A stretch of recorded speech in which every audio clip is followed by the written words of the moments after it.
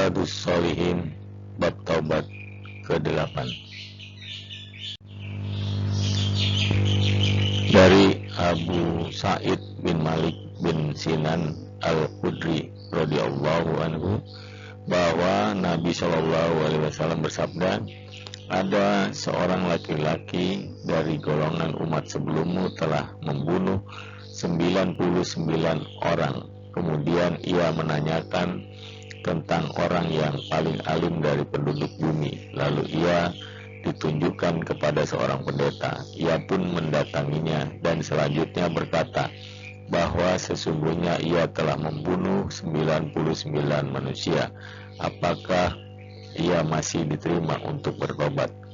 Pendeta itu menjawab, tidak bisa. Kemudian ia bunuh pendeta itu. Maka dengan demikian genaplah menjadi 100. Lalu ia bertanya lagi tentang orang yang paling alim dari penduduk bumi. Kemudian ditunjukkan pada seorang alim. Selanjutnya ia mengatakan bahwa sesungguhnya ia telah membunuh 100 manusia. Apakah masih diterima taubatnya? Orang alim itu menjawab, ya masih bisa. Siapa yang dapat menghalang-halangi antara dirinya dengan taubat itu? Pergilah engkau ke tanah ini satu wilayah, sebab di situ ada beberapa kelompok manusia yang menyembah Allah. Menyembahlah engkau kepada Allah bersama dengan mereka, dan janganlah engkau kembali ke tanahmu, tempat asalmu, sebab tanahmu adalah negeri yang buruk.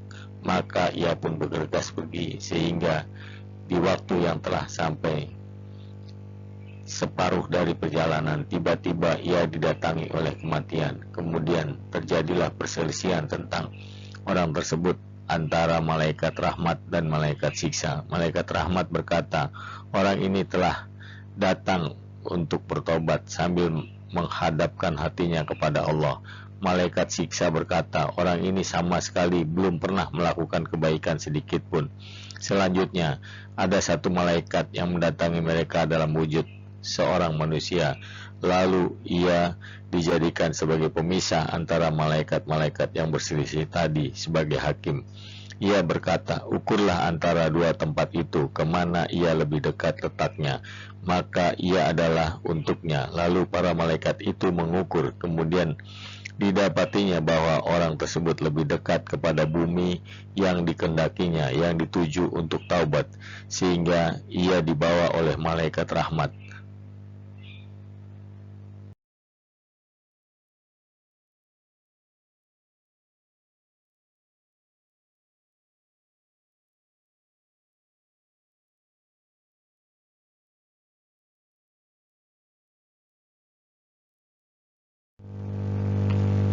Dalam sebuah riwayat yang sahih disebutkan, orang tersebut lebih dekat sejengkal saja ke perkampungan yang baik itu yang hendak didatangi, maka dijadikanlah ia termasuk golongan penduduknya.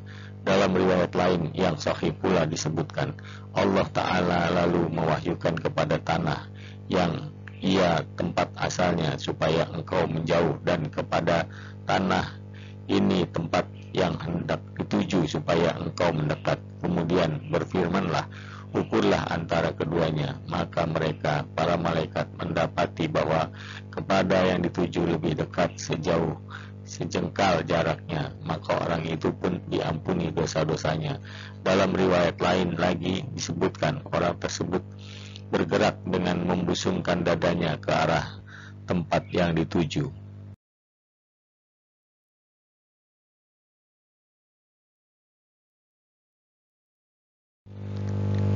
Penjelasan hadis ini mengandung beberapa faedah, di antaranya bahwa seorang pembunuh itu memiliki kesempatan untuk bertobat. Dalilnya ada dalam kitabullah, yang artinya sesungguhnya Allah tidak mengampuni dosa mempersekutukan sesuatu dengan Dia, dan Dia mengampuni dosa yang selain syirik bagi siapa yang dikehendakinya.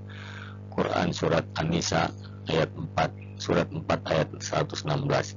Selama itu bukan dosa syirik, Allah akan mengampuninya jika Dia berkehendak.